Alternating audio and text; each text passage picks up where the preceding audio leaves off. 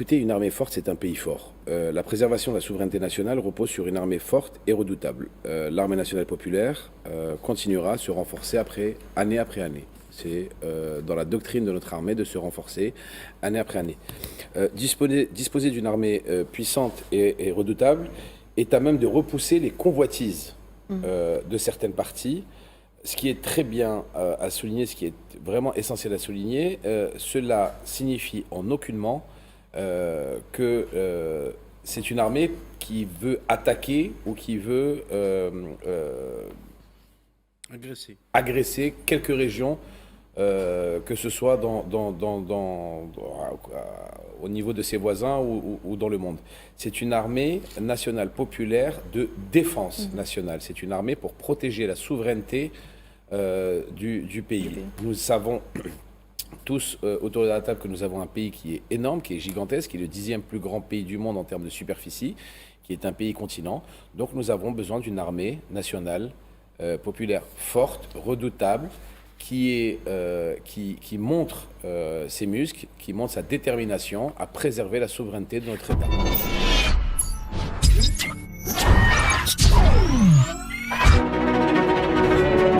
Ce soir, l'Algérie rugit. De Tindouf à Alger. Notre nation brise les complots du Marzen. Démasquée par Mehdi Guezard. Une armée invincible. Une diplomatie triomphante. Et un cri pour Gaza face à la barbarie sioniste. Alors que le Maroc s'isole. Nous honorons l'Agdar Amina. Notre légende. Restez avec nous, l'Algérie. Rempart de la justice.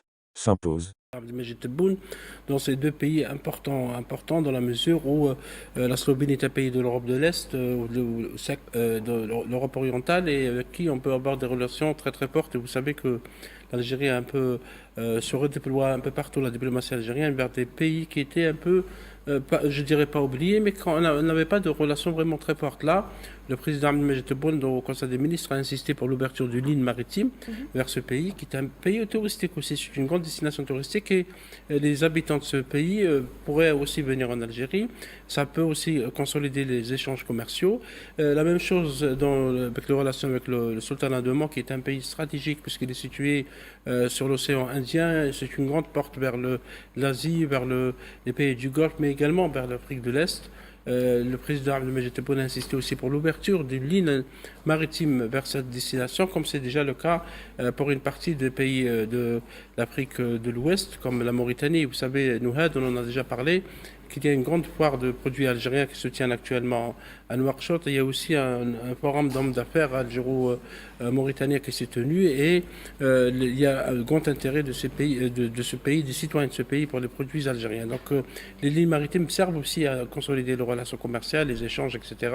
Et aussi dans d'autres secteurs, par exemple avec le sultanat d'Oman, le chef de l'État a insisté sur l'agriculture parce qu'il y a une grande demande du côté omanais pour les produits frais algériens qui maintenant s'exportent avec moins de difficultés vers le marché européen. Pourquoi pas d'autres marchés comme le marché omanais. La même chose pour l'industrie pharmaceutique, puisqu'il est question de développer l'industrie pharmaceutique avec le sultanat d'Oman et l'intelligence artificielle avec la Slovénie. Parce qu'on a tendance à l'oublier, les pays de l'Europe centrale et de l'Europe de l'Est sont devenus des grands producteurs d'intelligence artificielle. Il y a des laboratoires, il y a des centres. Et le centre qui a été visité par le président Tebboune à Ljubljana, la capitale de Slovénie, le président Tebboune est le premier président chef d'État étranger à visiter ce centre où il y a beaucoup de travaux qui sont faits par l'intelligence artificielle. Vous savez qu'en Algérie, il y a une école supérieure d'intelligence artificielle. Ça sera l'occasion de consolider la coopération dans ce domaine stratégique qui devient de plus en plus stratégique. On le voit dans l'actualité de ces dernières semaines, comment beaucoup d'États, de grands États s'intéressent à ce domaine en déployant beaucoup de moyens, mais également en adoptant des enveloppes budgétaires très importantes. C'était notamment le cas, entre parenthèses, entre les États-Unis et les Émirats arabes unis. Très bien. Badis, il est important de souligner que cela engendre une coopération interministérielle. Absolument. Au-delà de la coopération, d'ailleurs, si vous me permettez, moi j'aimerais apporter une lecture plutôt sur deux aspects. Le premier aspect plutôt interne, dans la gestion managériale, proprement dit, du président de la République, Abdelmajid Tebboune, puisqu'on est en train d'évoquer de la politique du résultat, la politique du concret, la politique du suivi, du pilotage. Et surtout aussi du factuel. Donc le président de la République souhaiterait, à travers ces coopérations effectivement stratégiques, d'abord avec les pays, en l'occurrence la Slovénie et le sultanat d'Oman, et surtout aussi de la coopération interministérielle, de la coopération avec les institutions, puisque pour assurer le succès de ces coopérations, pour qu'elles ne restent pas comme une feuille de route, simple feuille de route, mais plutôt comme une réalité, qui plus est dans une dynamique de diversification économique de l'Algérie, donc le président de la République tient à donner ce rappel, même ce rappel à l'ordre, pourquoi pas, parce que le président de la République, rappelons-le une fois, dans une entrevue cyclique avec les médias algériens, il avait évoqué effectivement que le gouvernement doit être au rythme des ambitions du peuple algérien, au rythme justement de cette feuille de route et du programme du président de la République Abdelmadjid Tebboune. Donc il s'inscrit tout à fait aujourd'hui dans son je dirais, rôle de maestro, de gestionnaire notamment d'une équipe qui doit être au rendez-vous.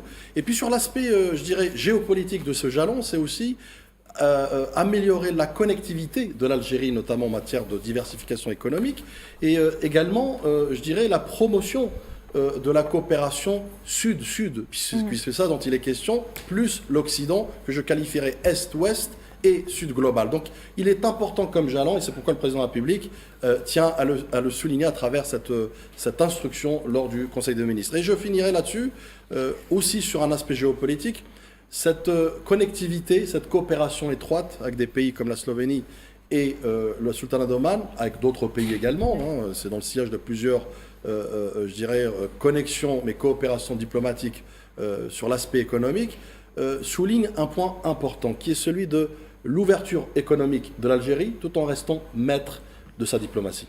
Très bien, alors on va continuer à parler de ce Conseil des ministres. Messieurs, le président de la République a également ordonné la régularisation totale et définitive de la situation des jeunes exerçant dans le cadre de la micro-importation individuelle, plus communément appelée donc le CABA. Mahdi, c'est une bonne chose pour l'économie nationale? C'est une bonne chose parce que ça va réguler une économie qui était à l'origine informelle et qui va devenir une économie classique. On passe de l'économie de bazar à l'économie de marché. C'est ça ce qui est bien.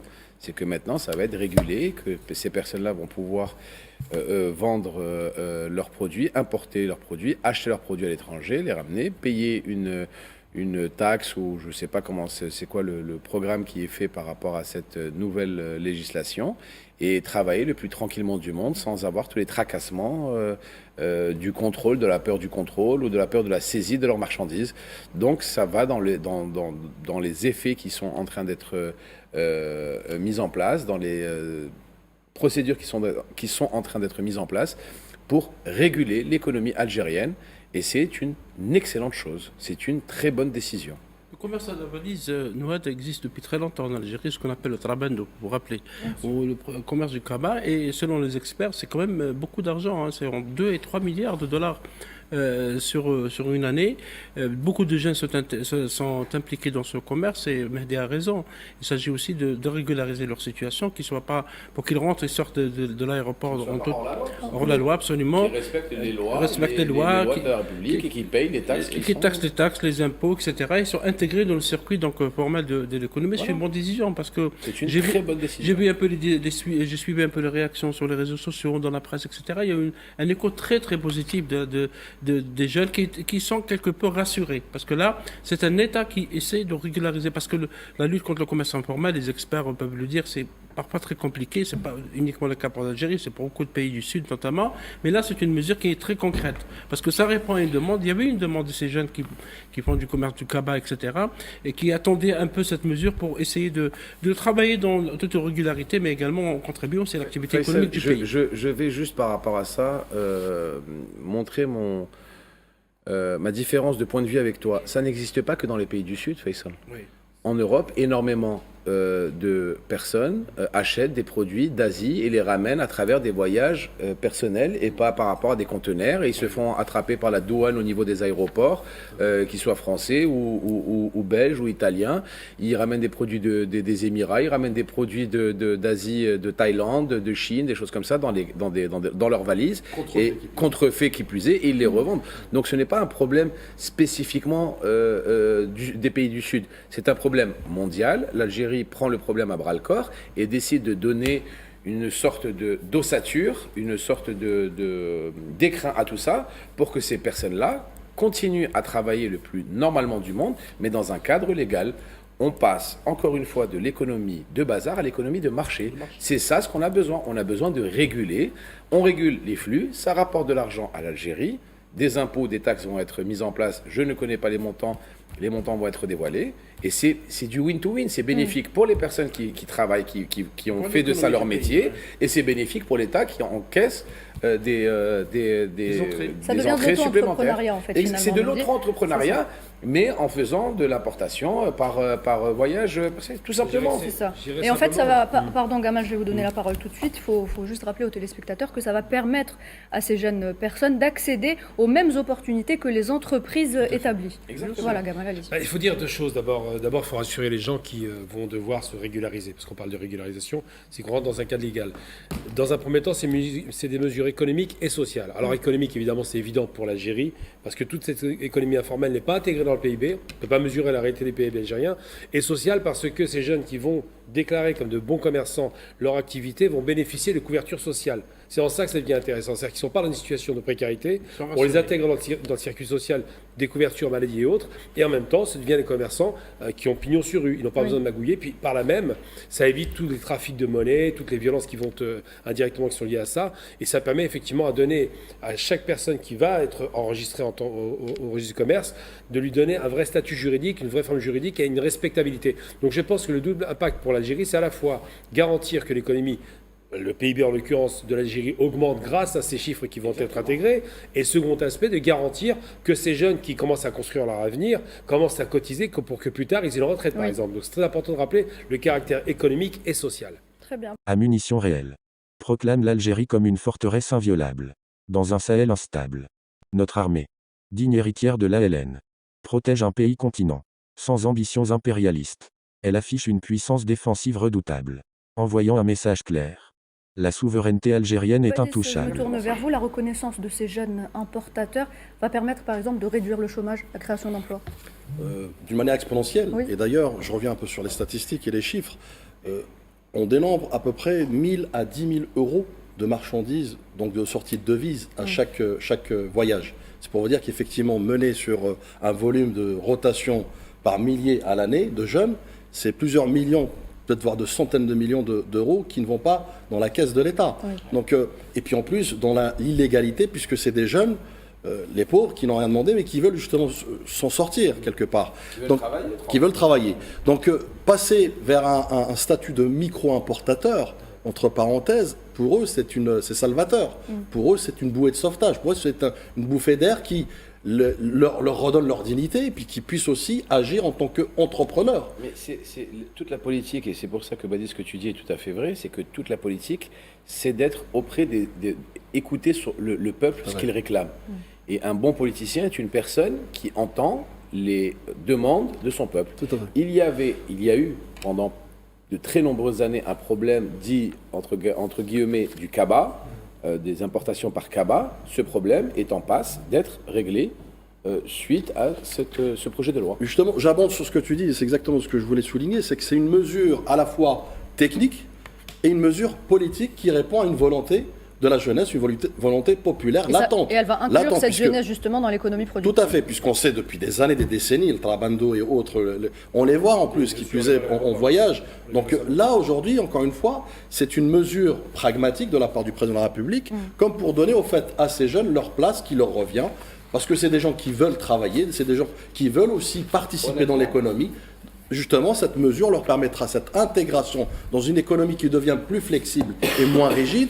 Mais là, attention, là, il y a un défi qui est celui, effectivement, de l'accompagnement, du financement, de la formation, justement, de ces jeunes, puisqu'attention, il part d'un statut officieux, un statut officiel, c'est-à-dire qu'on est en train de formaliser l'informel. Donc, c'est là où réside le défi, c'est pourquoi le président de la République, à travers cette mesure, est accompagné aussi avec des jalons, avec des actions concrètes. Et encore une fois, c'est pour cet amorçage d'une économie qui est plus structurée, mais encore une fois, plus flexible pour donner la place aux jeunes. Et ça évite ça retire la peur au cœur aussi. Parce que il a résumé, c'est de la flexibilité d'entrepreneuriat. Bravo, c'est exactement le terme, c'est de la flexibilité d'entrepreneuriat. Très bien, messieurs. Merci donc pour ces mots. On enchaîne avec cette nouvelle, donc cette nouvelle qui a marqué cette semaine. Azouz Nasri qui a succédé ce lundi à Salah Goudjil à la présidence du Conseil de la Nation. Faisal. Absolument, Azouz Nasri, Nouhad est le 5e président du Conseil de la Nation, qui est la chambre haute du Parlement. Depuis 1998, le premier c'était Bachir Boumaza, Mohamed Msaadi l'a succédé, puis lui a succédé en plus Abdelkader Ben Salah et Salah Goudjil. Salah Goudjil est le dernier donc à être président. Il a pris ses fonctions en avril 2019 au moment où il y avait le Hirak en Algérie. Et donc l'Algérie était en train de bouger sur le plan social et politique. Et donc M. Salah Goudjil, qui est un ancien combattant de la guerre de libération nationale, a pris ses fonctions avec beaucoup de responsabilités. Il a laissé un message en quittant ses fonctions, disant: aujourd'hui, je quitte l'une de ces responsabilités, le cœur serein et l'âme en paix. J'ai assumé ma responsabilité dans une période nationale décisive. Et il dit: je vous quitte en vous transmettant ce testament des martyrs. Wa'ad Shohada. Prenez soin de l'Algérie. Je pense que c'est un message très très fort, on le voit à l'image. Et M. Nassali est un ancien magistrat. Il a été président aussi de la Cour suprême, oui, dans une période un peu difficile aussi, dans les années 90, les années où il y avait le terrorisme en Algérie. Et il avait assumé aussi avec beaucoup de responsabilités. Il a été aussi procureur général dans plusieurs cours, dont celle de Skikda et de Constantine. Donc c'est un homme de droit, c'est un homme de justice et qui va poursuivre l'œuvre laissée par M. Goudjil et les prédécesseurs au sein de cette institution importante, parce qu'il faut noter que selon la Constitution, le président du Conseil de la Nation, le Sénat, est le deuxième personnage de l'État après le président de la République. Très bien, merci Faisal. Alors cette autre actualité à retenir également cette semaine, ce sont les exercices tactiques à munitions réelles effectués par l'armée nationale populaire à Tindouf, des exercices supervisés par le général d'armée Saïd Chengreha, ministre délégué auprès du ministre de la Défense nationale, chef d'état-major de l'ANP. M'a dit cet exercice intervient dans un contexte régional marqué par de nombreuses incertitudes. C'est une démonstration de la puissance opérationnelle et stratégique de l'ANP. Écoutez, une armée forte, c'est un pays fort. La préservation de la souveraineté nationale repose sur une armée forte et redoutable. L'armée nationale populaire continuera à se renforcer année après année. C'est dans la doctrine de notre armée de se renforcer année après année. Disposer d'une armée puissante et redoutable est à même de repousser les convoitises de certaines parties. Ce qui est très bien à souligner, ce qui est vraiment essentiel à souligner, cela signifie en aucunement que c'est une armée qui veut attaquer ou qui veut agresser quelques régions, que ce soit au niveau de ses voisins ou dans le monde. C'est une armée nationale populaire de défense nationale. C'est une armée pour protéger la souveraineté du pays. Nous savons tous autour de la table que nous avons un pays qui est énorme, qui est gigantesque, qui est le 10e plus grand pays du monde en termes de superficie, qui est un pays continent. Donc nous avons besoin d'une armée nationale populaire forte, redoutable, qui montre ses muscles, qui montre sa détermination à préserver la souveraineté de notre État. Badis Khnissa, ces exercices, c'est un message de dissuasion. Non, plus qu'un message de dissuasion, c'est créer un rapport de force à travers justement ce taux de préparation militaire notamment, puisque c'est un exercice tactique que je rappelle aux munitions, je dirais, réelles.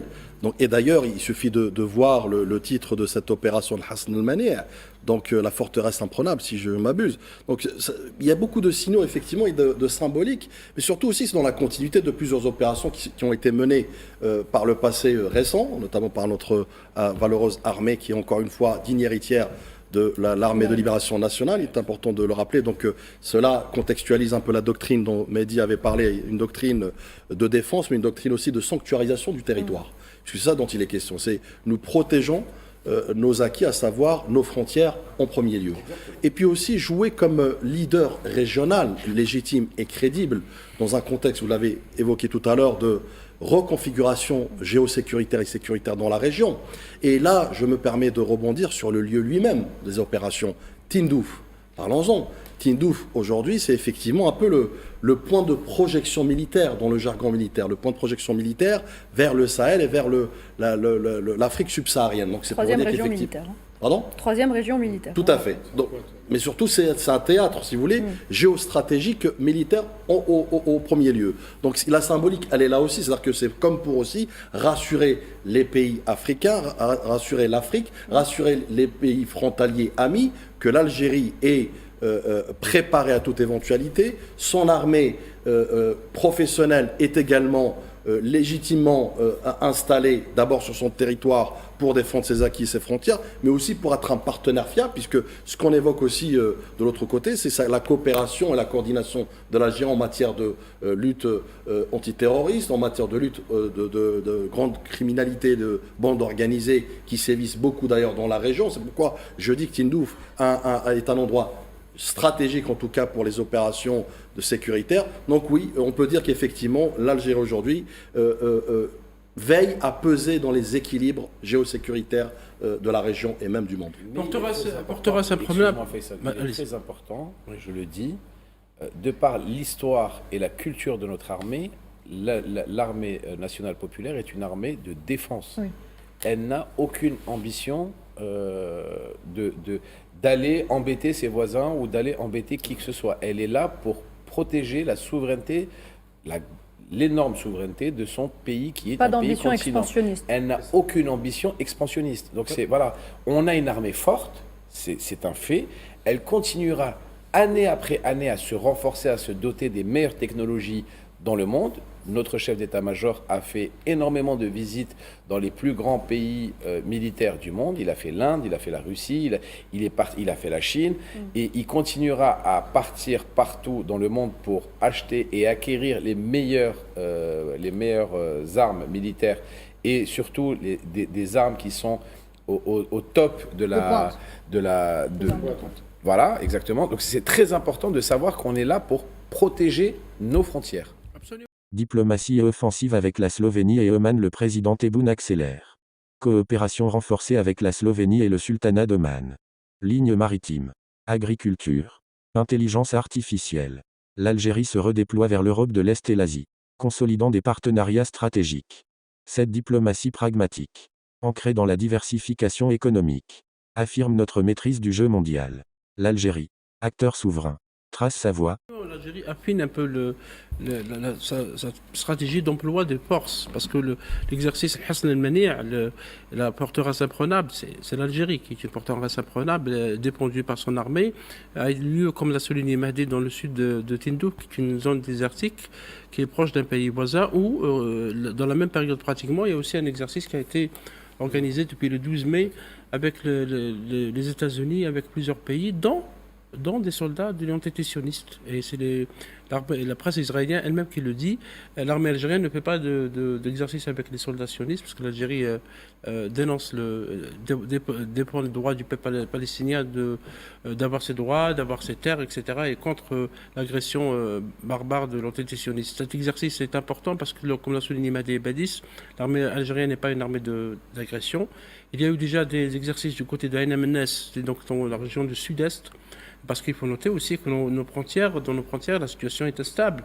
Il y a beaucoup de menaces de groupes terroristes, de menaces de vente d'armes, de vente de drogue. Et on a parlé dans cette émission du danger que constitue aujourd'hui le commerce de la drogue et le trafic de drogue pour la sécurité nationale. Donc c'est une armée qui doit donc consolider ses postures, affiner sa politique de défense. Et selon le communiqué du ministère de la Défense nationale, on a bien souligné qu'il y a eu une réussite totale dans la planification, parce que c'est important pour les exercices tactiques, dans la préparation et l'exécution. Et on l'a vu à travers les images qu'on a vues diffusées par le ministère de la Défense nationale dans le sud algérien. Moi, je dirais, par rapport à ces questions-là, d'abord, l'Algérie connaît très bien l'invasion de barbares qui est venue de France. Ils n'ont jamais 132 ans d'occupation. Que c'est un pays qui est convoité, on le sait aussi. Il y a eu des tentatives d'invasion du territoire. Tindouf, c'est pas un hasard aussi historique, on connaît l'histoire, la guerre des sables. Que c'est un pays qui est inquiété au sud parce que des pays sont poussés à être un peu hostiles, malheureusement, dont le Mali, on peut le dire. Que c'est un pays qui a rétabli une dissuasion évidente, elle est très forte. Et c'est un pays qui doit démontrer toujours qu'il est en mesure de répondre à une agression. Ce n'est pas un pays, il faut utiliser le bon terme, impérialiste. L'armée n'est pas impérialiste, elle n'est pas là pour déborder les frontières, pour conquérir le territoire. D'abord parce qu'on a pas besoin d'un territoire. 2 400 000 km², ça va, je pense que c'est suffisant. Et surtout parce que l'Algérie s'inscrit dans une logique d'émancipation des peuples et pas de contrôle. Donc c'est vrai que ces manœuvres ne sont pas anodines. Elles tombent à point nommé, ça a été dit à l'instant par rapport aux opérations qui sont faites avec l'armée sioniste. Ils ont quand même l'affront de venir dans un pays arabe pour faire une petite manœuvre militaire alors qu'ils assassinent un peuple arabe. Et surtout de rappeler que c'est un gage de stabilité pour l'Afrique. Parce que les Africains, au sens large du terme, qui voient l'Algérie se renforcer, ne le voient pas d'un mauvais œil. Au contraire. Ils voient quoi? Ils voient un pays fort, puissant, qui est la frontière défensive de l'Afrique. On est par rapport à l'Occident, on est pile en phase 2. Donc ce front défensif doit être garanti. Et l'Algérie, quand elle fait ses manœuvres à munitions réelles, ça a été dit tout à l'heure par Badis, effectivement, c'est une démonstration de force importante pour dire nous sommes là, nous comptons et nous restons la deuxième puissance en termes de volume africaine et en vérité la première puissance opérationnelle. Parce que ce qui a été mis en avant dans ces manœuvres-là, c'est le caractère opérationnel. On teste la qualité des différents corps d'armée, la qualité des différentes interactions, la qualité des commandements intégrés ou même simplement séparés, mais on teste surtout les capacités défensives qui sont manifestement évidentes à l'image, à savoir un pays qui s'inscrit dans une logique défensive et non impérialiste. Très bien, merci mesdames et messieurs, on revient dans quelques instants.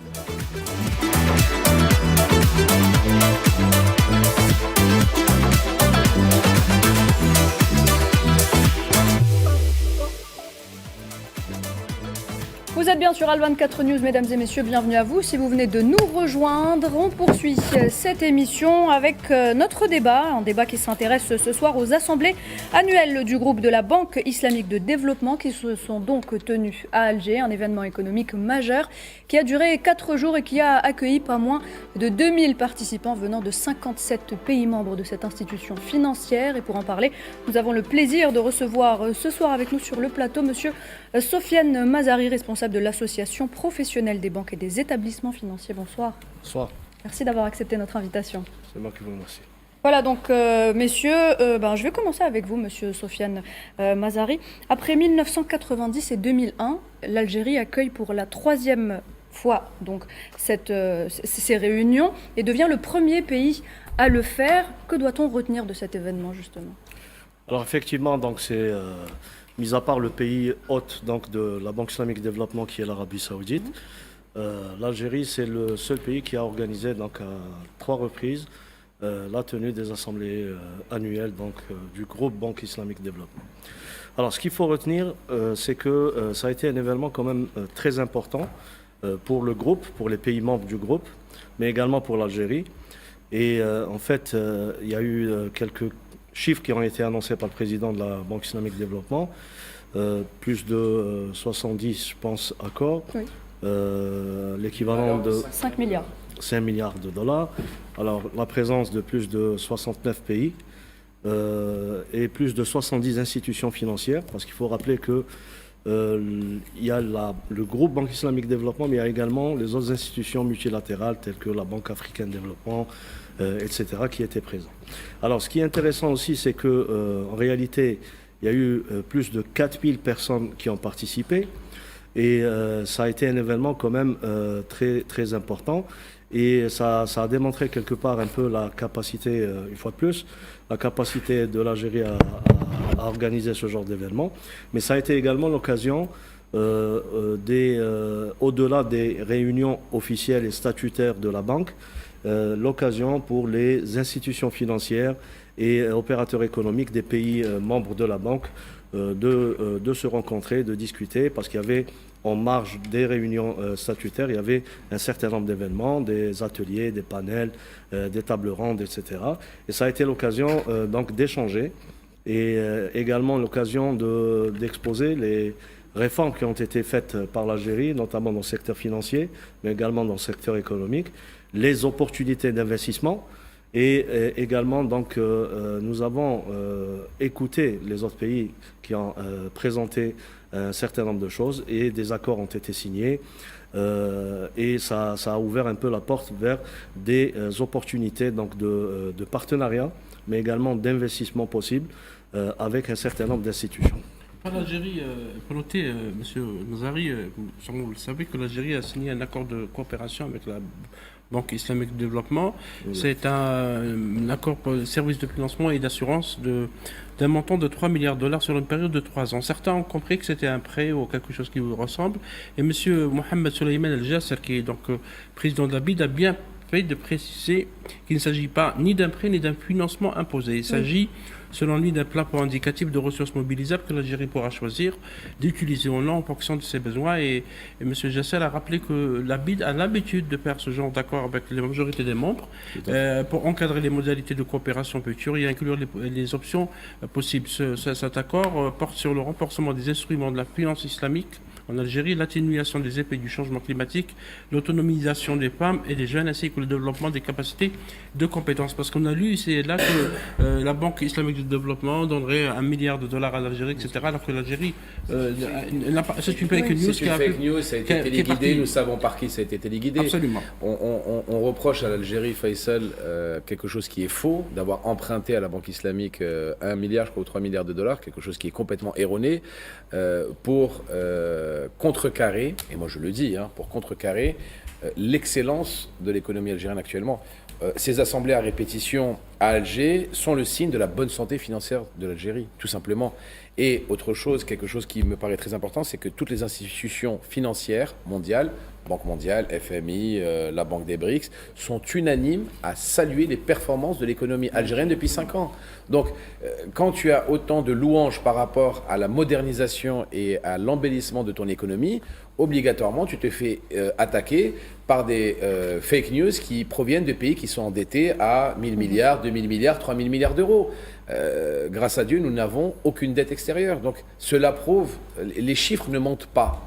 Quand tu parles de l'Algérie avec son PIB qui est énorme et avec la projection qu'on a du PIB jusqu'en 2027 et que tu dis que l'Algérie veut emprunter 1 milliard ou 3 milliards à la Banque islamique, c'est une hérésie, c'est utopique. Il n'y a que les plus bêtes qui peuvent croire à une farce de cet acabit-là. Mais nous savons tous d'où ça vient, nous savons tous pourquoi nous sommes attaqués. Et n'oublie pas, tu es attaqué quand tu es jalousé. Oui. Donc nos performances qui sont saluées par toutes les institutions, je le répète, mondiales, quelles qu'elles soient, et les plus grandes, d'accord, dérangent certaines parties du monde. C'est pas grave, tant pis, nous on continue à avancer. La caravane passe et les chiens continueront à aboyer. Badis, Faisal, je vais vous redonner la parole dans quelques instants. Badis, est-ce que vous pensez que ces assemblées étaient à la hauteur des attentes, étant donné toutes les fake news qu'il y a eu autour, justement? Alger, capitale de la finance islamique, Alger rayonne. Les assemblées de la Banque islamique de développement ont scellé 60 fixes accords pour 5 milliards de dollars. Avec 57 pays et 4000 participants, l'Algérie s'impose comme pivot économique. Pas de dette, pas de fake news. Notre PIB explose. Salué par le FMI et les BRICS. Face aux jaloux, la caravane algérienne avance, inébranlable, vers un avenir prospère. Ouais, écoutez, le principal, comme disait Mehdi, c'est d'être focus sur sa feuille de route et savoir ce qu'on vaut et ce que valent l'Algérie aujourd'hui sur la scène internationale, mais y compris aussi auprès des pays membres, notamment de la BID. Il est important de rappeler aujourd'hui que ce sommet, qui est un sommet pour moi un jalon diplomatique en premier lieu, c'est une réussite d'abord sur un coût diplomatique et sur un coût économique. Donc c'est d'une pierre deux coups. À savoir le coût diplomatique, ça a été dit effectivement, où l'Algérie a démontré sa capacité de mobilisation, notamment d'abord de hauts responsables diplomatiques. Vous l'avez évoqué, vous êtes mieux placé que nous par rapport à cette délégation, forte délégation importante arrivée au pays. Et puis aussi ce haut niveau de participation de tous les acteurs, notamment économiques, et il est important de le dire, qui sont venus où? À Alger, donc Alger, capitale influente. Alger, capitale d'un pays stable.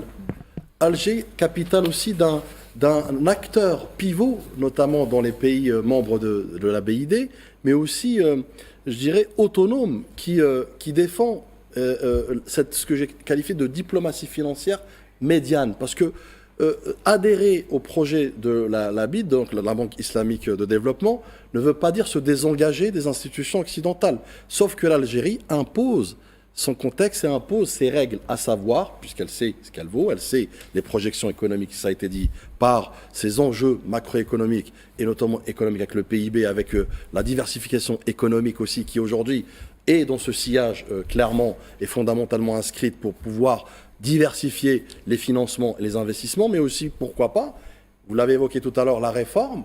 Donc quand on sait que 47%, on a un taux de 47% de bancarisation, principalement dans les banques publiques, donc ce système peut faire valoir un système alternatif, notamment pour pouvoir bancariser l'argent théorisé domestique, notamment, entre parenthèses, et comme à l'époque l'avait qualifié le président de la République, l'argent caché dans les matelas. Donc vous voyez bien qu'il y a un enjeu interne, géopolitique, géostratégique, économique d'excellence dans lequel l'Algérie, encore une fois, a démontré qu'elle est au rendez-vous. Les chiffres ne mentent pas, et je prends à témoin monsieur Mazari, les chiffres ne mentent pas.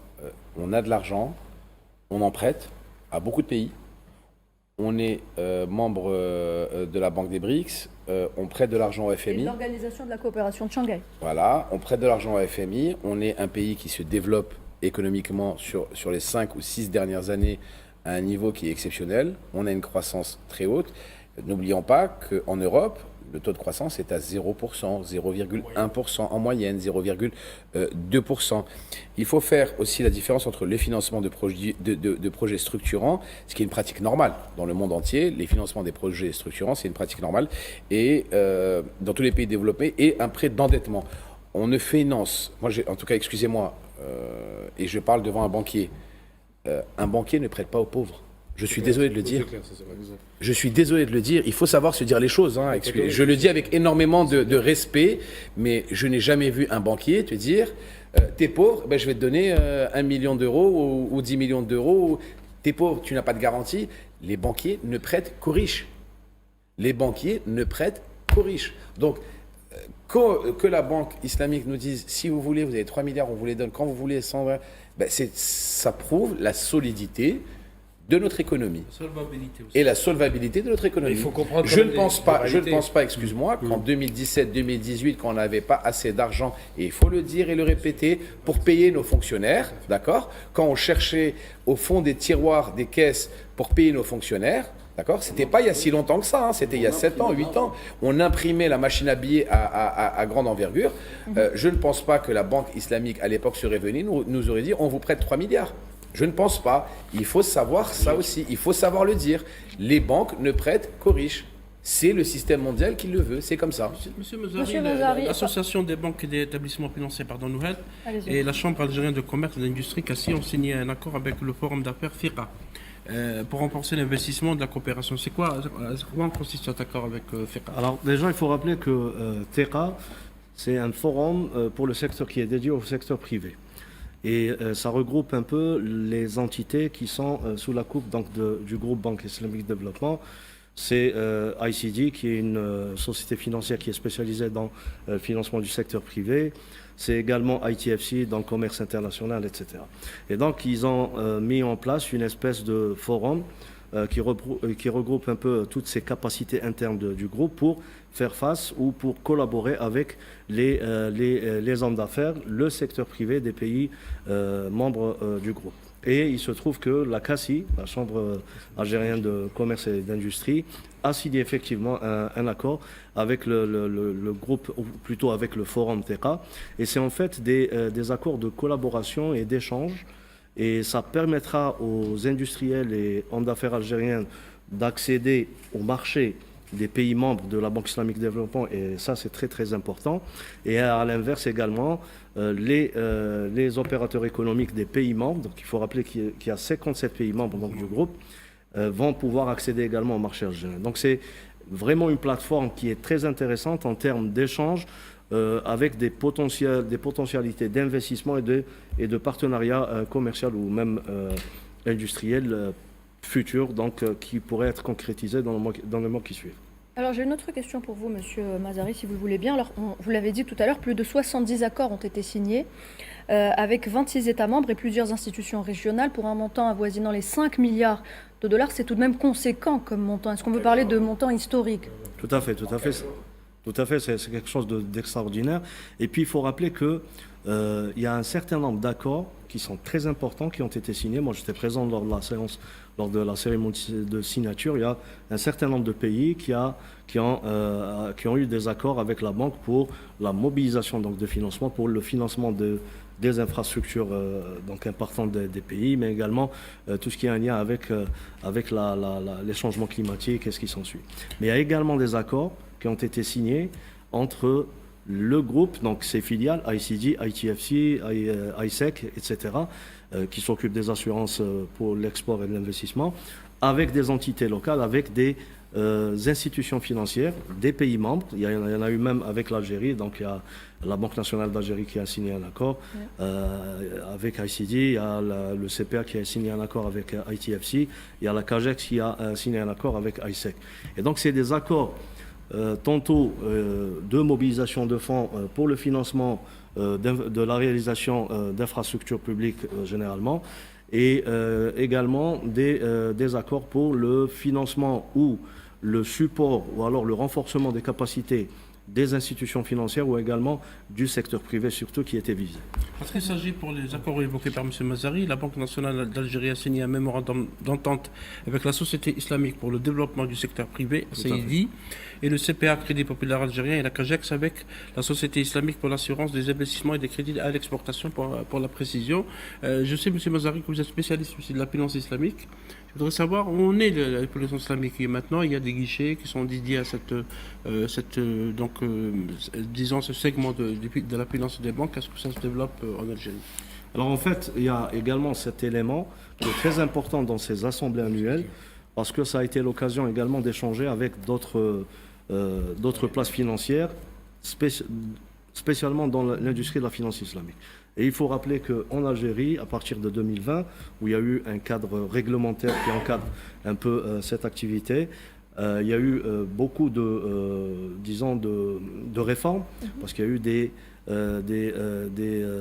articles qui ont été intégrés dans les différentes lois de finances pour assurer la neutralité des produits islamiques avec les produits, la neutralité fiscale avec les produits conventionnels.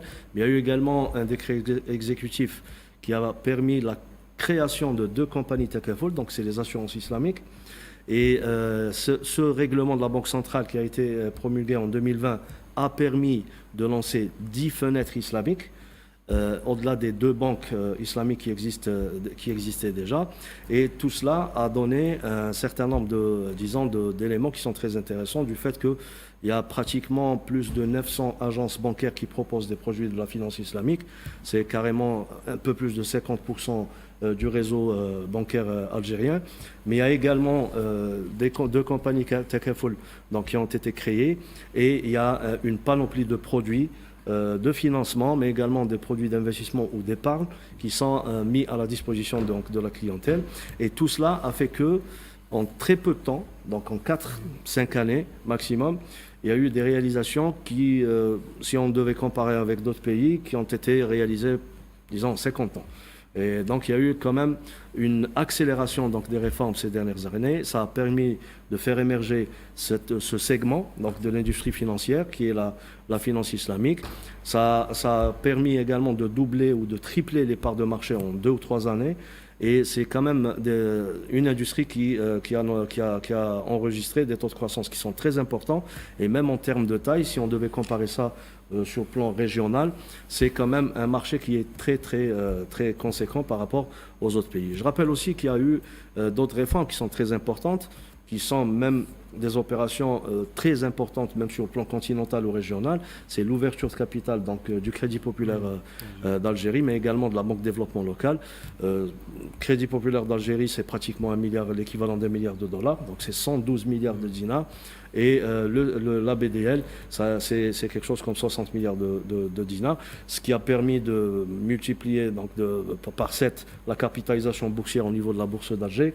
Et ça a permis également une levée de fonds qui est très importante, qui est pratiquement l'équivalent d'1 milliard 200, 1 milliard 300 000 dollars, et qui est une chose qui est, une réalisation qui est très importante comparée même aux autres pays. Et moi j'allais dire un truc par rapport à 2 aspects. Légal finit le commerce de bazar. La régularisation des jeunes importateurs du cabas transforme l'informel en économie de marché. Ces entrepreneurs, intégrés dans le circuit légal, bénéficieront de taxes justes et de couverture sociale. Une mesure économique et sociale qui booste l'emploi et le PIB. L'Algérie structure son avenir, donnant dignité et opportunité à sa jeunesse. Le premier aspect, c'est l'aspect effectivement qui était évoqué tout à l'heure, de dire que l'Algérie va emprunter. Bon, quand on ne comprend rien à l'économie, on dit ce genre de stupidité. Une ligne de crédit, ça veut dire une ligne de crédit qui peut être utilisable, effectivement, pour de l'investissement productif. L'Algérie n'a pas besoin d'emprunter pour boucler ses comptes. On n'est pas dans un pays surendetté, dans un pays qui a investi. Et quand on a des lignes de crédit, en économie, c'est classique, on peut prêter, emprunter, c'est un classique, à telle enseigne que l'Algérie a effacé 1 milliard de dettes africaines. Donc, si elle avait besoin de 3 milliards, ça se saurait. Par contre, ce qui est intéressant par rapport à la banque islamique, c'est quoi? C'est la question, on peut en parler, de l'intérêt. Parce qu'effectivement, il y a les banques classiques qui pratiquent l'intérêt, l'usure donc, et les banques islamiques qui refusent le riba. Simplement pourquoi? Parce qu'il y a beaucoup d'arabo-musulmans, et d'Algériens en particulier, qui sont rétifs à mettre de l'argent dans les banques, et qui les mettent dans les bas de laine, en thésaurisation, plutôt que de l'investir dans le marché. Or, il se trouve que quand vous arrivez avec ce genre de propositions qui existent déjà en Algérie, parce qu'il y a des réglementations qui ont été mises en place, vous allez sans doute attirer non seulement les Algériens d'ici, effectivement, et de la diaspora, qui sont de plus en plus, qui répondent beaucoup à l'écho de la finance islamique, qui ont des besoins, et qui ne veulent pas voir leur compte touché par l'intérêt. Ce qui se passe, moi je connais des musulmans pratiquants qui, quand ils reçoivent leur salaire, retirent la totalité du salaire pour qu'il ne soit pas calculé en taux d'intérêt, parce que la banque le calcule automatiquement. Donc je pense que je vous pose une question maintenant directe et frontale par rapport à ça. La banque islamique, depuis 2008-2009, elle a explosé. Parce que c'est le seul système bancaire qui n'a pas été impacté par la crise des subprimes. Et pour cause. Ils ne sont pas intégrés à l'économie mondiale au sens où ils ne sont pas dans des banques qui ont été contaminées par cette catastrophe. Donc ça veut dire que c'est un secteur qui est sécurisé, malgré tout, parce que les capitaux propres, ils les ont réellement, les taux de couverture sont élevés. Donc qu'est-ce que vous allez utiliser comme méthode pour séduire le chaland, séduire le futur client qui n'est pas forcément bancarisé, c'était dit tout à l'heure par Badis?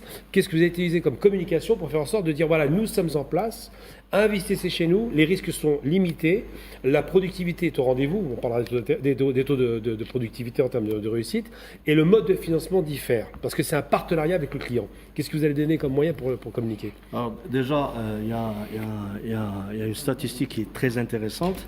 Dans la banque dans laquelle je travaille, donc Crédit Populaire d'Algérie, CPA. Donc on a mené une petite étude et on avait constaté qu'en l'espace de 3 ou 4 années, nous avons pu avoir 75% de nouveaux clients, donc des clients qui viennent en dehors de la banque, qui ont émargé un peu aux produits de finance islamique. Donc c'est 75%. Il y a eu seulement 25% de transformation, déjà clients de la banque et qui ont opté également pour la finance islamique. Et ça, c'est un indicateur qui est très intéressant parce que ça souligne le fait qu'il y a des gens qui sont en train de rejoindre le secteur bancaire à travers cette finance islamique. Alors, pourquoi elle est intéressante? Alors, c'est une finance qui est conforme aux préceptes de la charia. Donc, sur le plan charaïque, les populations qui ont une sensibilité par rapport à cet aspect donc vont trouver un peu des produits qui respectent les convictions personnelles de ces gens-là. Mais c'est également, vous l'avez cité, une finance qui n'est pas spéculative. Ça, c'est très intéressant. C'est pour cela qu'elle a démontré, lors de la crise de 2009, même plus tard, sa capacité de résilience par rapport aux chocs éventuels dans les marchés financiers. Parce que c'est une finance qui est connectée avec la réalité économique. Elle n'est pas spéculative. C'est une finance qui est adossée à des actifs réels. Et c'est une finance qui est très proche donc du marché. Mais c'est une finance également où les institutions financières sont partie prenante des transactions. Donc, s'il y a une transaction de financement, d'un investissement, par exemple, ou d'un appartement, par exemple, un individu qui veut acheter un logement, la banque, elle est vraiment partie prenante parce qu'elle achète la marchandise et elle la revend, ou alors elle achète l'actif et elle le loue à son client, etc. Et donc, c'est la même chose que parler des financements, par exemple, du chemin de fer. Les financements des chemins de fer, c'est sur 20 ans, c'est un financement, ce n'est pas un crédit. On accompagne, on est partie prenante de l'opération, la banque gagne de l'argent et le partenaire autre, quel qu'il soit, gagne de l'argent. Et c'est un financement, par exemple, sur 15 ans et sur les chemins de fer. C'est un exemple exceptionnel pour ça. Ce n'est pas un crédit, c'est un financement et un partenariat win-to-win. C'est bien ça. Et d'ailleurs, il y a même peut-être un petit amalgame qui a eu lieu lors de ces événements. C'est que quand on parle de financement, quand on parle de ligne de financement, ce n'est pas forcément du crédit ou de la mobilisation. Non. Par exemple, si moi je suis une banque, j'ai des correspondants à l'étranger. Le ITFC, c'est une filiale, donc la Banque Islamique Développement, qui donne, d'ailleurs c'est pour cette raison-là qu'on a signé avec ITFC une convention, donne l'opportunité aux banques algériennes d'accéder à des marchés, par exemple de sud-est asiatique, ou de l'Afrique de l'Est qui n'étaient pas vraiment connus par les Algériens, ou n'avaient pas de correspondants dans ces pays-là. Et ça va impacter un peu les coûts de transaction en termes de commerce extérieur. S'il y a un exportateur algérien qui va aller exporter dans ces pays-là ou qu'il importe de la marchandise ou des équipements à partir de ces pays, ça va lui revenir moins cher parce qu'il y a une connexion directe grâce à un intermédiaire qui est un réseau bancaire là-bas, qui est partenaire d'ICFC. Et donc, c'est pas forcément, ça peut être également des lignes de garantie. Vous savez comment ça fonctionne la finance à l'international. Pour pouvoir accéder à un marché, on doit être couvert par quelqu'un localement dans le marché. Et donc, il nous ouvre une ligne pour garantir un peu, avec un certain montant, les transactions avec ce pays-là. Et donc, en réalité, quand on parle de financement ou même d'accords cadres, d'ailleurs, pour banaliser un peu la chose, c'est que c'est des accords, d'ailleurs le président de la BID l'a dit, c'est des accords qui sont signés avec l'ensemble des pays membres. Hein, et vous l'avez dit également tout à l'heure, c'est que c'est les pays qui sont solvables, qui peuvent avoir une capacité de tirage de 3 milliards de dollars qui est mise à leur disposition, et c'est à la demande du pays. C'est pas... Autre chose, M. Mazari, vu de votre expérience et vu que vous connaissez le système, quel est le regard de la BID par rapport aux mastodontes, moi j'appelle ça les mastodontes bancaires algériens, CPA, BDL, BADR, BNA, BEA, par rapport à leur solvabilité, surtout à leur... comment on pourrait dire ça, leur force économique.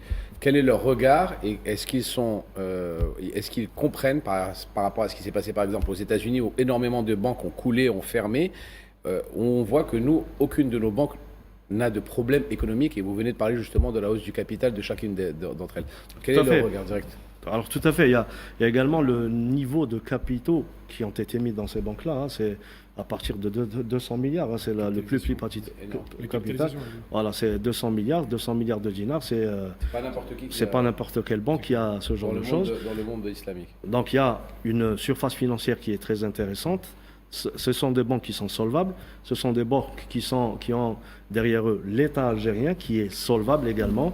Et je rappelle également que, par exemple, si on prend le top 20 ou le top 50 des banques en Afrique, on va retrouver les 6 banques publiques dans le... Par exemple, à Dubaï, quand il y a eu la crise des subprimes à Dubaï, il y a énormément de banques aux Émirats Arabes Unis, alors qu'on parle des Émirats Arabes Unis comme un Eldorado monétaire, il y a énormément, et c'est là où les fake news sont très importantes à être débunkérisées, c'est qu'il y a énormément de banques des Émirats qui ont coulé parce que justement, ils n'arrivaient pas à avoir les véritables fonds propres. C'était que des chiffres, ils n'avaient pas véritablement de capital. Et la solidité du système bancaire algérien étatique, où l'État est vraiment derrière l'ensemble de ces banques, il y en a 5, hein, 5 mastodontes. Hein. Je les répète, CPA, BDL, BADR, BNA, BEA. Donc prouve justement que ce n'est pas juste un effet d'annonce, c'est quelque chose de véritablement solide. Tout à fait. À Gaza, l'horreur s'intensifie. 54 000 morts. 123 000 blessés. Des familles anéanties par l'entité sioniste. L'Algérie, à l'ONU, par la voix d'Amar Benjama, dénonce ce génocide et l'inaction internationale. Le droit humanitaire est piétiné. Mais notre pays reste la voix des opprimés. Appelant à un sursaut mondial pour stopper cette barbarie. Et puis même la réputation de ces banques-là à l'international, c'est des banques qui peuvent accéder à n'importe quel marché. Hein. Donc c'est des banques qui font des transactions avec les banques européennes, avec les banques d'Amérique du Nord, mais également avec les banques asiatiques. Donc sur le plan de la solvabilité, il n'y a pas photo. La question de la solidité financière de ces banques-là. Donc il n'y a plus rien à prouver. Et c'est quelque part également, c'est grâce au support donc, de l'État, mais également il y a un autre élément qui est très important, c'est la supervision bancaire algérien qui est très strict en termes de solvabilité ou de liquidité depuis l'affaire Khalifa. C'est quoi les taux de couverture exactement dans les banques islamiques? Taux de couverture de... La capacité de rembourser par exemple s'il y a des difficultés, s'il y a des défaillances par rapport à des clients. Alors bon, moi je peux vous donner un exemple. Par exemple, dans la fenêtre islamique du CPA, le taux de défaut ne dépasse pas les 1,2%. C'est quelque chose de très bas. Très très bas. C'est exceptionnel. Est-ce que la CPA est numéro 1 en Algérie, du point de vue du nombre de clients? Est-ce que c'est... En nombre d'agents, je sais que c'est le CPA le numéro 1. Alors le réseau le plus important, c'est la BADR. Ah, c'est la BADR. C'est plus de 320 agences. Tu vois, j'étais persuadé que c'est le CPA. C'est 320 agences. En termes de total actif, c'est la BEA. C'est la banque la plus importante du marché algérien. Est-ce qu'elle fait énormément de commerce extérieur? Tout à fait. Alors en termes de PNB, donc de produits nets bancaires, c'est classement BEA, BNA, CPA. Parfois c'est BNA, BEA, BNA, plutôt BEA, CPA, BNA. Donc c'est les 3 banques qui sont un peu les leaders du marché. Très bien. Il n'y a pas de concurrence entre vous. Alors si, Moi, je suis content d'avoir si, quand même. un compte en banque dans une banque étatique algérienne. Au moins, je sais que mon argent est bien protégé. Vous êtes rassuré. On est rassuré, exactement. Ce qui n'est pas le cas partout, croyez-moi. Hein. Nous, Très résidents bien. en Europe, c'est pas le cas partout. Hein. Monsieur Sofiane Mazari, merci d'avoir été avec nous. C'est passé très plaisir. très vite. Je rappelle que vous Plaisir êtes partagé. responsable de l'association professionnelle des banques et des établissements financiers. Merci encore d'avoir été avec nous. Mesdames et messieurs, on revient dans quelques instants.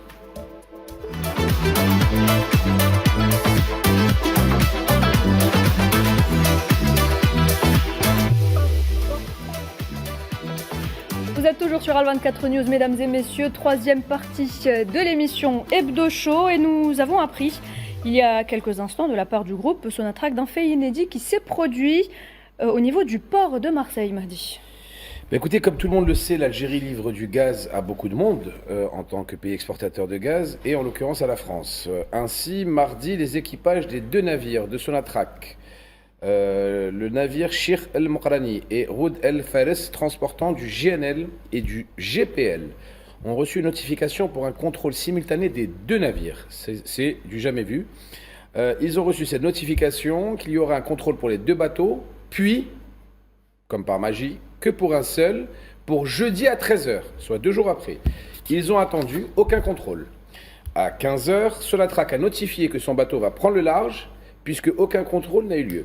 Donc cette démarche inédite et provocatrice, bien évidemment, en pleine crise entre Alger et Paris, quelque chose qui n'a jamais eu lieu. Cette démarche provocatrice et inédite en pleine crise entre Alger et Paris a pour objectif de torpiller la relation énergétique entre les 2 pays, pousser la Sonatrach à cesser ses livraisons de GNL et de GPL. Cette énième provocation a eu lieu sans, très important, messieurs, dames, cette énième provocation a eu lieu sans que les plus hautes autorités françaises ne soient mises au courant. Il est aussi de notre source nous a donné comme information que l'Algérie ne cédera jamais à cette provocation car elle fait la différence entre le peuple français et ceux qui poussent au pire pour les relations bilatérales énergétiques. L'Algérie ne tombera jamais dans les pièges de ces partis néfastes. Voilà.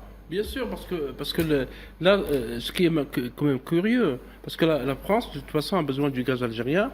Je sais que de 11 à 12% des besoins français sont couverts par l'Algérie. L'Algérie, tout le monde sait que c'est un partenaire fiable, c'est un partenaire sûr. C'est un pays qui livre du gaz naturel à l'Europe à travers des gazoducs.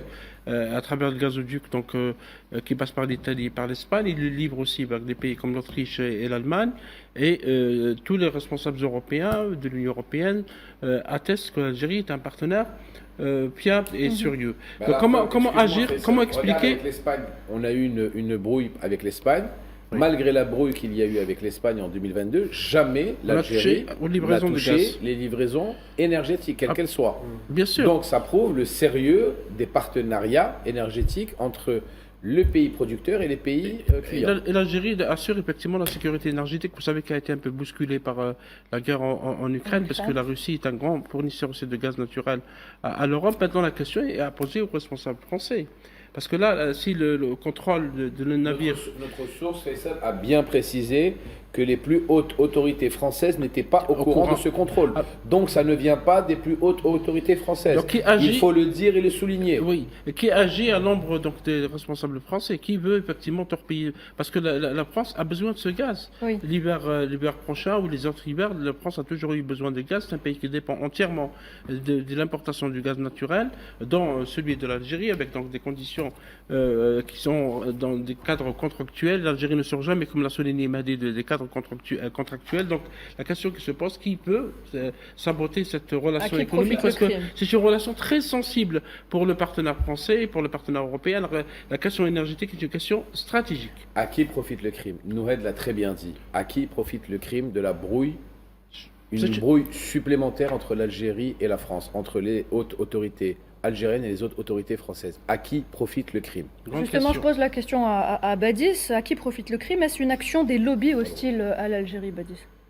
C'est des acteurs, effectivement, qui essayent de phagocyter de l'intérieur. Et moi, ce que je vois, en fait, dans cette action inédite, effectivement, c'est le cas, puisque si on revient un peu sur les contrats d'approvisionnement en matière d'énergie et notamment de gaz, de GNL, donc du gaz liquéfié qui est transporté dans ce qu'on appelle les méthaniers ou les super méthaniers comme Jérôme Ralani. Pardon, j'en perds ma voix avec ce type de personnage. Donc, ils sont transportés effectivement dans le cadre de contrats d'approvisionnement, comme ça a été dit, avec le respect des clauses contractuelles, avec aussi la crédibilité qui s'impose, et l'Algérie a su le démontrer, parce que ça a été dit, l'exemple de l'Espagne.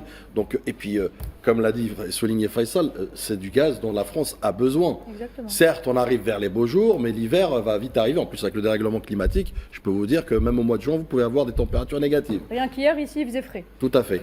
Donc, non, mais plus sérieusement, je pense que c'est une dérive, une énième dérive, mais une dérive grave et dangereuse qui finalement met en lumière justement cet état de l'ombre, Oui. ces acteurs, je dirais, qui essayent encore une fois, comme je dis, de phagocyter, mais plus que phagocyter, ils essayent de saboter toute évolution positive, toute désescalade, tout espoir de dialogue, notamment pour justement Empêcher essayer tout éventuel rapprochement. un empêchement caractérisé, mais surtout structuré, puisque là, il touche je dirais, un secteur sensible et très, très stratégique, à savoir l'énergie. Puisqu'attention, on essaye, à travers ce type d'action, de pousser à l'erreur l'Algérie, et surtout aussi d'essayer de la décrédibiliser tant bien que mal, et c'est mal connaître l'Algérie, sur l'aspect énergétique. Or, l'Algérie, et nous le savons très bien au lendemain de la crise ukrainienne, elle a su démontrer, même en augmentant sa production justement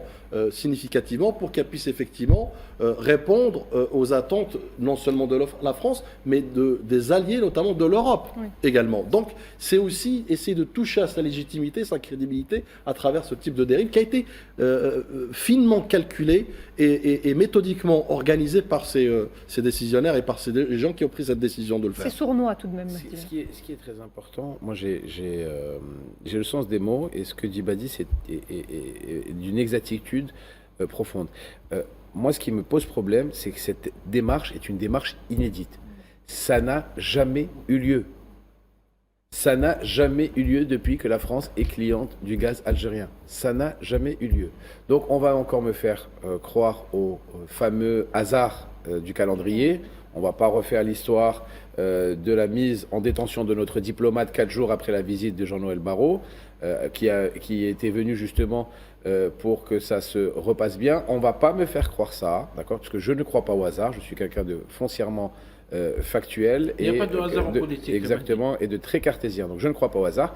Mais cette démarche inédite et provocatrice en pleine crise cache des parties occultes qui ne sont pas pour le bien des relations bilatérales franco-algériennes et algéro-françaises.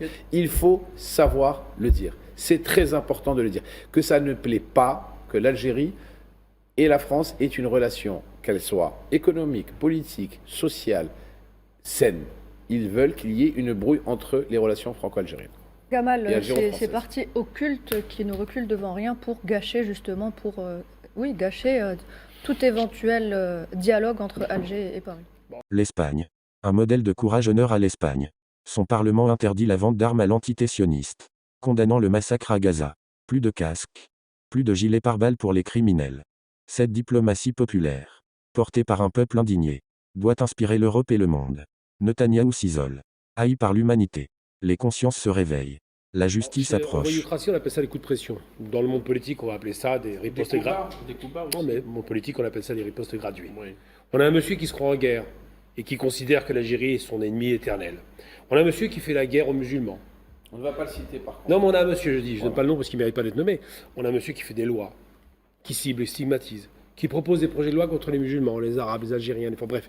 Donc la vérité en France, c'est que moi je dis et répète qu'il n'y a pas de tension entre la France et l'Algérie, il y a une tension entre un politique qui fait la carrière et l'Algérie. Et cette tension... Oui, mais lui représente un courant politique. Il y a beaucoup de monde qui j'entends bien, lui c'est un courant politique. C'est pas qu'il est seul ou pas seul, on se fiche qu'il soit seul. Lui il n'est pas grand-chose dans l'absolu, il a un parti qui pèse 7%, donc il faut être sérieux.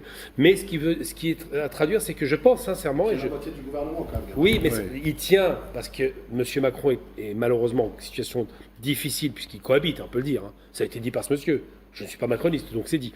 Il tient à la moitié du gouvernement, c'est vrai, mais il tient à un gouvernement qui est illégitime parce qu'il était placé dans les circonstances que nous connaissons. Je pense que M. Macron veut un rapprochement réel. Je pense que le ministère des Affaires étrangères veut un rapprochement réel. Je pense vraiment qu'ils veulent revenir à une relation apaisée et normale d'État à État. Parce que je rappelle quand même que les raisons pour lesquelles on fait les tensions, c'est quoi? C'est des brouilles, c'est des broutilles, c'est une plaisanterie. C'est pas un écrivain qui fait une tension, c'est pas un influenceur qui fait une tension, ce ne sont pas les OQTF qui sont à la marge puis toute l'Afrique en a. Non, il y a une relation qui est délétère. Et moi, j'ai envie de dire aux Français, à la population française qui est prise en otage par ce genre de politique, que si 12% du gaz algérien disparaissait des foyers français, ça signifie une explosion du coût du gaz. Qui est déjà Tout le monde excessif. souffrirait de ça parce que quelqu'un s'amuse à faire des tensions. Je pense qu'il faut arriver à un terrain de raison, et l'Algérie le fait très bien. Elle ne va jamais rompre sa relation commerciale parce que c'est un pays équilibré, et faire en sorte effectivement que ces tensions baissent une bonne fois pour toutes en parlant aux bonnes personnes. Donc on ne va pas trop épiloguer là-dessus, mais à mon sens, aujourd'hui, parce que là c'est une tentative, c'est un coup d'épée dans l'eau en vérité, il essaie de visiter les navires puis ils n'y vont pas, donc c'est un peu ridicule. Mais je pense que ça va finir par baisser parce que évidemment les États restent, les hommes passent et les hommes partiront. L'Algérie ne cédera jamais. Écoutez bien cette phrase et je la répète pour les sourds et les malentendants. L'Algérie ne cédera jamais à cette provocation qui avait fait la différence entre le peuple français et ceux qui poussent au pire. L'Algérie, contrairement à bien d'autres, sait faire la distinction entre le peuple et ceux qui nous veulent du mal. Très bien, messieurs, je pense que le message est passé. On va maintenant parler d'un tout autre sujet, si vous le voulez bien. On va s'intéresser à la situation à Gaza. Je pense que c'est quelque chose qu'on doit pas cesser de faire, justement, tant que le génocide se poursuit sur place et que la communauté internationale n'agit pas. Mesdames et messieurs, justement, cette semaine à l'ONU, l'Algérie a appelé à agir immédiatement face aux violations du droit humanitaire dans l'enclave palestinienne. L'Algérie qui se tient derrière le peuple palestinien depuis toujours, Badis. Tout à fait. L'Algérie qui est un acteur moral actif dans une diplomatie effectivement active, pour, je dirais aussi, mobiliser, puisque au-delà du positionnement historique, notamment réaffirmé par la position d'Algérie au sein du Conseil de sécurité, au sein de l'ONU, c'est aussi une forme de reconfirmation, de réaffirmation, ou même de renforcement d'une stature morale de l'Algérie, mais surtout aussi de mobilisation, d'alliances élargies, que ce soit le Sud global, que ce soit au sein du Conseil de sécurité, que ce soit les humains de cette planète, pour qu'ils puissent justement s'attarder davantage, mais surtout aussi créer un rapport de force, puisque c'est ça dont il est question aujourd'hui.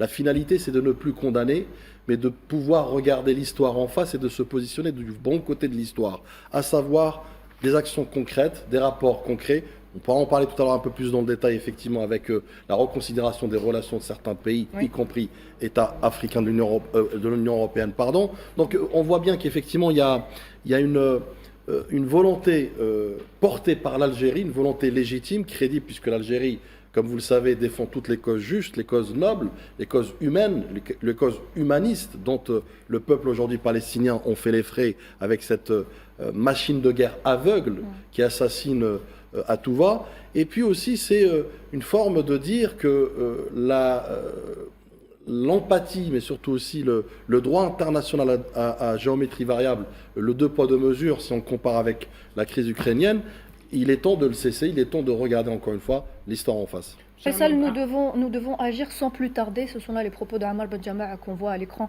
juste derrière vous. Donc Ammar Ben-Jama'a, représentant permanent de l'Algérie auprès des Nations Unies. Absolument, M. Ammar Ben-Jama'a est devenu un homme très célèbre parmi les amis d'Israël, parmi les humains qui défendent le droit du peuple palestinien, qui dénoncent le génocide commis par l'entité sioniste, qui continue donc d'être commis. M. Ben-Jama'a a rappelé que le droit international n'est pas négociable et qu'il n'y a pas le problème de la protection des civils, parce qu'il s'agit de la protection des civils. C'est pas une question de règles, parce que les règles existent, mais c'est une question de volonté. Et il se trouve qu'il y a des États qui, d'un côté, dépendent des droits humains, dépendent de la liberté, dépendent du droit de vivre, et qui, de l'autre côté, se taisent sur les génocides. Un génocide qui est commis chaque jour par l'entité sioniste. Un président occidental a dit qu'il faut laisser ça aux historiens. Non, l'histoire se fait aujourd'hui parce que hier, l'Occident s'est tué aussi sur d'autres massacres qui ont lieu en Namibie, qui ont lieu au Rwanda, qui ont lieu dans les Balkans. Et aujourd'hui, c'est un massacre qui est commis quotidiennement. C'est quotidiennement. C'est le 69e jour depuis la rupture et de non-respect de l'accord de cessez-le-feu par l'entité sioniste. sioniste, il y a eu aujourd'hui 2 familles qui ont été complètement décimées. C'est la famille d'Ardouna et la famille Narma, 14 et 11 personnes. Il y a aujourd'hui 54 000 morts et 123 000 blessés, en plus des disparus qui sont très très nombreux. Rien que pour les enfants et les adolescents, c'est des organisations internationales qui le disent, 16 000 enfants et adolescents de 1000 nourrissons qui ont été tués par cette entité criminelle qui continue donc de commettre des massacres. Et dernièrement, il y a eu aussi une attaque qui a fait le tour du monde. C'est les tirs qui ont ciblé des diplomates qui étaient à Jénine, en Cisjordanie, et qui ont suscité une réaction, y compris parmi les alliés de l'entité sioniste. Tous les États occidentaux ont dénoncé cette attaque. Bien sûr, l'armée israélienne, dans sa propagande militaire mensongère, a parlé des tirs de sommation. On ne tire pas sur les diplomates, c'est le droit international qui le dit, mais on sait que depuis Gaza, depuis au moins plus d'une année, que cette entité ne respecte aucun droit, ni le droit humanitaire, ni le droit de l'homme, ni le droit de la guerre. C'est une entité qui cible les hôpitaux, les écoles, les ambulances, qui ciblent les civils, qui tuent les civils lorsqu'ils dorment la nuit, etc. Et qui affament également les Palestiniens. Et qui affament les Palestiniens. Maintenant, il y a une famille, toutes les organisations alertent, parce que les camions, l'entité sioniste empêche l'entrée des camions où à peine ils ont donné le droit, je pense à 5 camions d'aide humanitaire entrée. Oui, c'est 600 normalement. 600, c'est dérisoire. C'est dérisoire par rapport à la demande, parce qu'il y a 2000 Palestiniens qui vivent donc dans cette enclave. Et ce tir contre les diplomates a ouvert les yeux. C'est un peu certains pays occidentaux qui pensaient que l'entité sioniste se dépendait, ont montré clair que l'entité sioniste n'a aucun allié. N'a aucun partenaire. Elle tire sur tout le monde. Pour peu qu'on la laisse continuer son massacre. Et ça a ouvert, même la presse occidentale ces derniers jours a changé de temps. J'ai remarqué qu'elle a changé de temps et qu'elle est devenue de plus en plus critique, qu'elle commence à découvrir qu'il y a des massacres commis à Gaza. Il y a des photos qui sont diffusées. Vous savez qu'on en a déjà parlé dans cette émission des journalistes tués. Ils sont maintenant au nombre de 215. Hier seulement, il y a aussi un autre journaliste qui a été tué. Cette presse occidentale découvre qu'il y a un génocide qui est commis quotidiennement à Gaza. On rappelle également qu'il y a une jeune influenceuse de 9 ans qui rapportait tout ce qui se passait à Gaza, qui a également été assassinée par l'entité sioniste. Gamal Abina, je me tourne vers vous. Il y a cette marche qui vous tient à cœur et vous vouliez nous en parler. On en reparlera de plus en plus, il faut en parler. 35 pays sont signataires de la marche. Alors je parle d'organisation dans les pays, pas les pays au sens étatique du terme. C'est une marche qui doit avoir lieu, qui partirait du Caire à partir du 12 et qui rallierait 12 juin. Donc c'est une marche pas dans les pays européens ou dans le reste du monde, mais au Caire. Ils sont en train de demander aux autorités égyptiennes, effectivement, de leur faciliter l'accès, d'y aller, et qui irait jusqu'à Rafah, pour faire en sorte, symboliquement, parce qu'on sait très bien que les barbares ne vont pas ouvrir, de forcer le passage.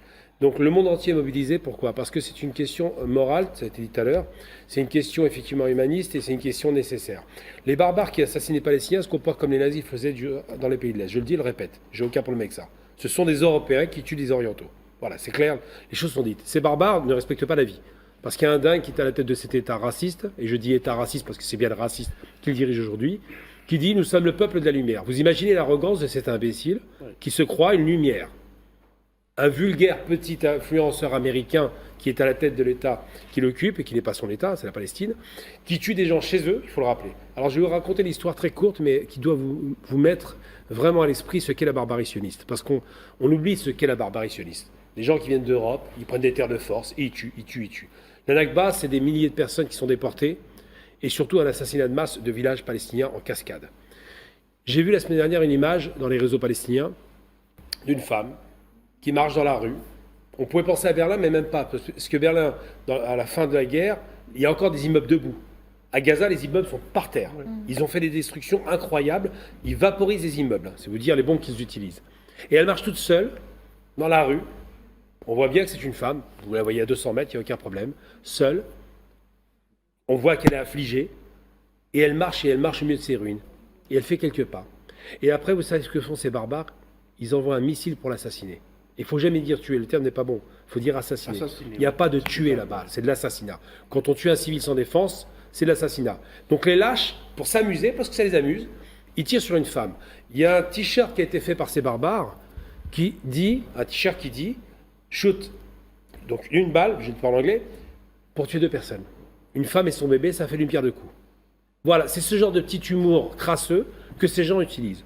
Donc il faut bien comprendre aujourd'hui que l'Algérie et d'autres pays, mais pas seulement, l'Algérie le porte sur un plan politique très fort, sur un plan légal.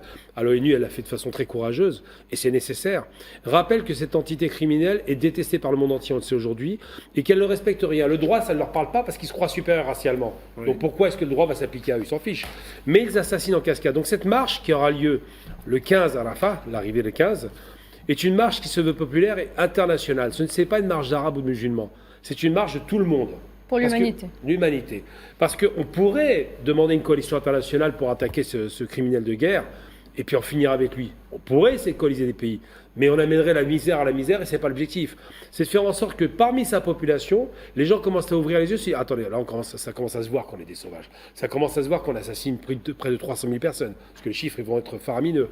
Ça commence à se voir qu'on les a enfermés, que c'est une enclave, c'est dit, c'est-à-dire qu'il n'y a aucun moyen de sortir et qu'on les tue à domicile.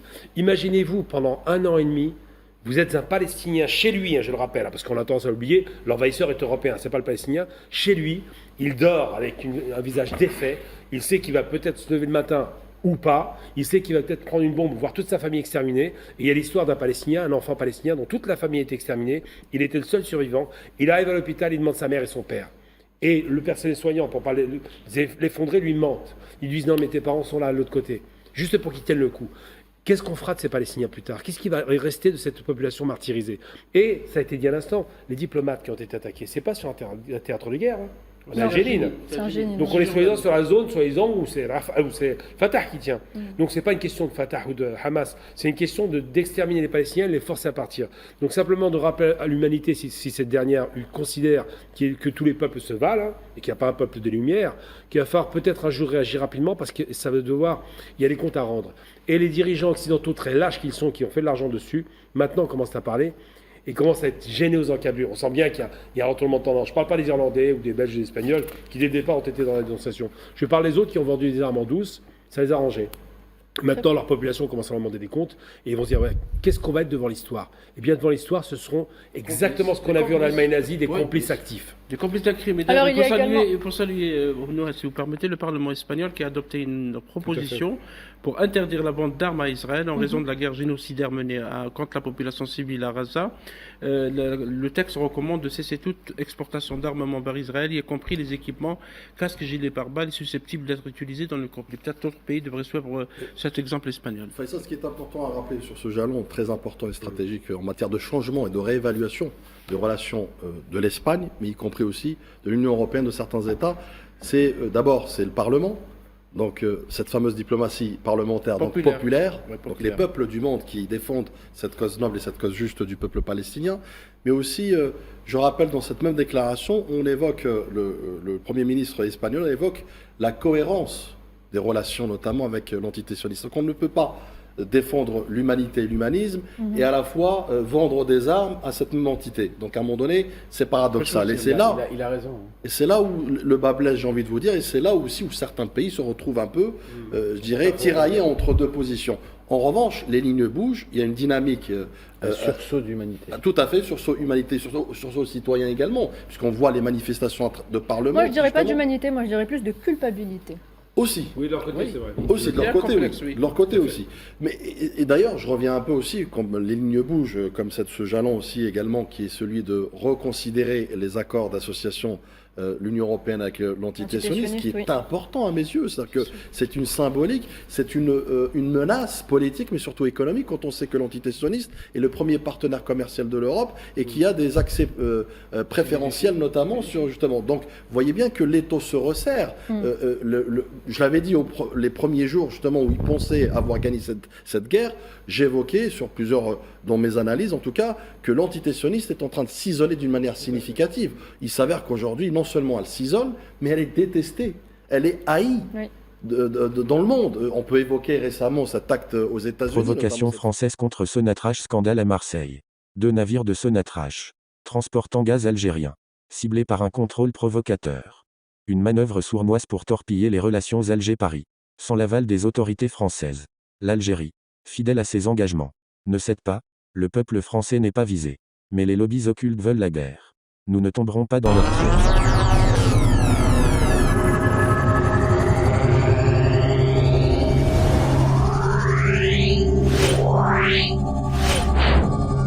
Sénégal.